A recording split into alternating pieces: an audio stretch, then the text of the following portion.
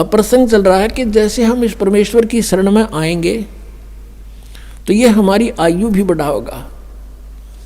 ये समर्थ शक्ति है, परमेश्वर है, ये पूर्ण परमात्मा है।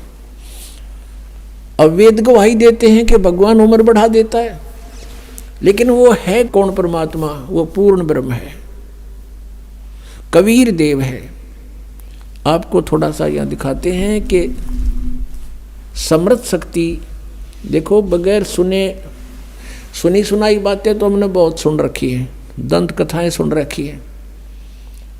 जब तक आप आंखों नहीं देख लोगे प्रमाणों को, आपको विश्वास नहीं हो सकता। क्योंकि हमने वेदों की आड़ में जो भी वक्ता होते थे, पुराणों का, वेदों का और गीता जी का रेफरेंस देकर सत्संग किया करते थे। और हम ये सोचा करते थे कि संस्कृत के विद्वान हैं, संस्कृत साथ बोल रहे हैं, इन्होंने सदग्रंथों को सही जाना होगा। और ये कहा करते थे कि जो प्रारब्ध है वो तो भोगना ही पड़ेगा, जिसकी आयु जहां समाप्त होगी वो तो होगी ही होगी, इसका कोई विकल्प नहीं। और परमात्मा की महिमा गुणों में लिखा है कि परमात्मा हमारी आयु बढ़ा सकता है, हमारे जीवन में आने वाले संकटों का नाश कर सकता है। वो कर कैसे सकता है? जो उसकी साधना सत्य हो, शास्त्र अनुकूल हो, तब उनको सब राहत मिलती है। परमात्मा हमारी आयु भी बढ़ा सकते हैं, आपको वेदों में दिखाते हैं। क्योंकि शिक्षा का हमें एक लाभ है तो यही है कि हम सदग्रंथों को स्वयं समझ सकते हैं।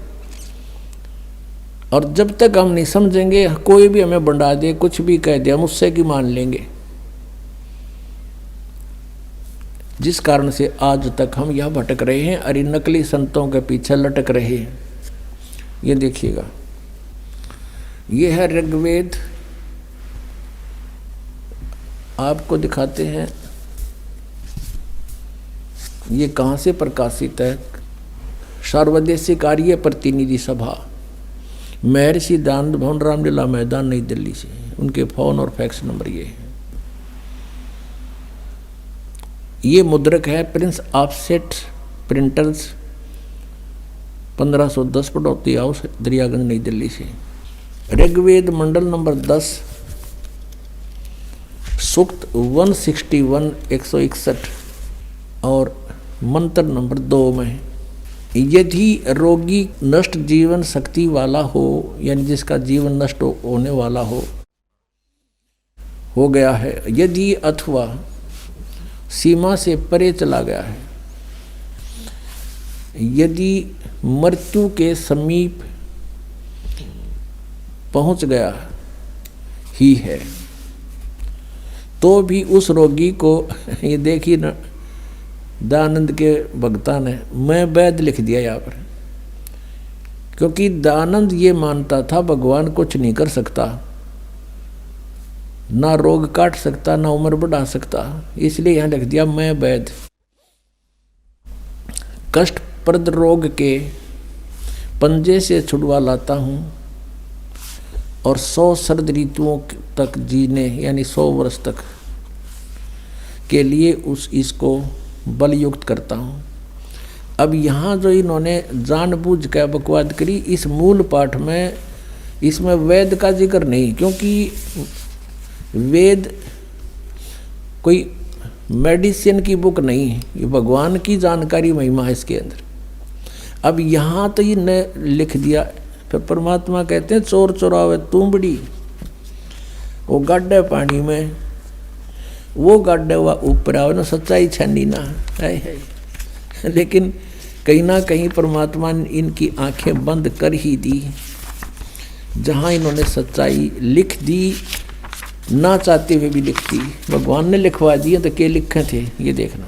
ऋग्वेद मंडल नंबर 9, सूक्त 80 और मंत्र नंबर इसका भी 2। हे परमात्मन, आप उपासकों की आयु के बढ़ाने वाले हैं।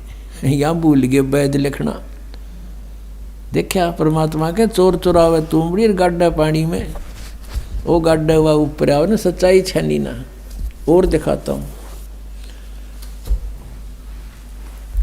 इन्हीं के अनुवाद में, ये देखिएगा एक और दिखाते हैं इन्हीं परमात्मा। देखो ये दास अगर आपको अनुवाद करके या बताओ वैसे तो नहीं जच्चे, क्योंकि ये आपका तो यकीन हो जा पर ये होने ना दें, ये कहकर आपको भ्रमित कर देते कि रामपाल को संस्कृत ना आती, ये वेदों के अनुवाद करेगा। और यही हमारे भगवान कबीर साहब के बारे में इन्हें टांग अड़ाई थी कि कबीर अशिक्षित है, अक्षर ज्ञान नहीं, ये संस्कृत का मामला, ये सदग्रंथों को समझना इस जुलाहे के बस का कहाँ, ये झूठ बोलता है। और परमात्मा सारी सच्ची कहा करते थे। 600 वर्ष पहले ये बात बताया करते तो दास आपको सदग्रंथों से रूबरू करा रहा है, और उन्हीं से आज परमात्मा ने अनुवाद करवा रखे हैं। इन्हीं के अनुवाद में परमात्मा ने दया बख्शवा दी। नान्यो कौन कहे मैं काल हूँ और वो भगवान कोई और है, गीता में सारे रेफरेंस दे दिए। मालिक ने कहा दिया, उसका उसने पता ही नहीं मैं कद के बोल गया, और सच्चाई बुलवा दी दाता ने उस ब्रह्म काल तक कि वो परमात्मा तो कोई और है और मैं तो काल हूँ, सबको खाने आया हूँ। जब तो नांडी पाक के कही थी कि यहाँ कोई मैंने टोकड़ियाँ नहीं कि मैं कह दूँ, और कह दी सच्ची, अब हमारा काम आ गई। और ये कहाँ से छपा है? प्रधान कार्यालय वेद मंदिर महात्मा वेद भिक्षु सेवा आश्रम लेखराम नगर इब्राहिमपुर मुखबेलपुर दिल्ली, दूरवास इतना दान संस्थान। और ये है इसका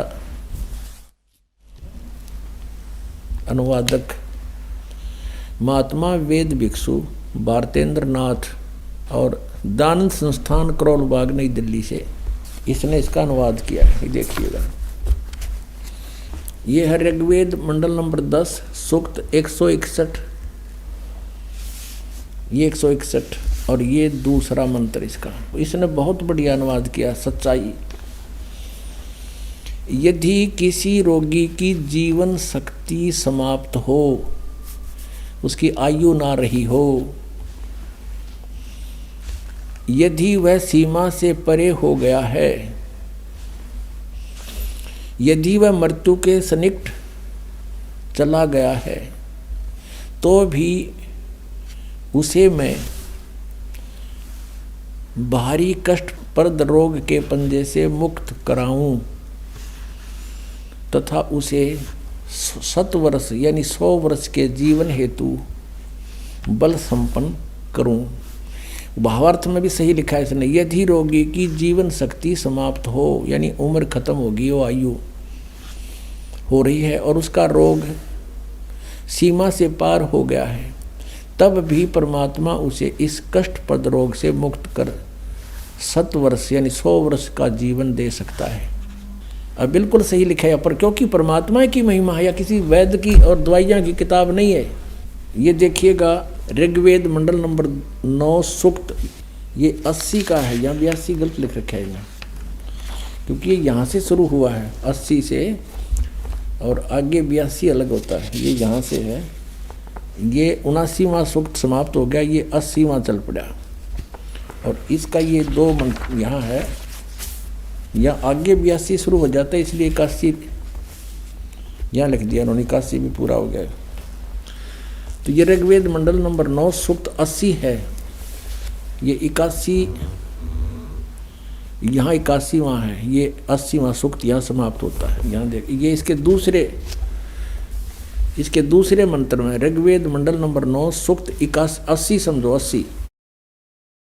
हे परमात्मन, आप उपासकों की आयु के बढ़ाने वाले हैं, जो कि तो बिल्कुल सही किया इसने।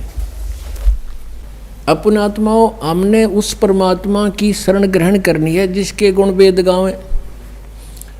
परमेश्वर स्वयं कहते हैं, वेद मेरा भेद है, मैं ना वेदन के माही, और जौन वेद से मैं मिलूं ये वेद जानते ना ही। इन चारों वेदों के अंदर कबीर परमेश्वर कहते हैं मेरा ही गुणगान है।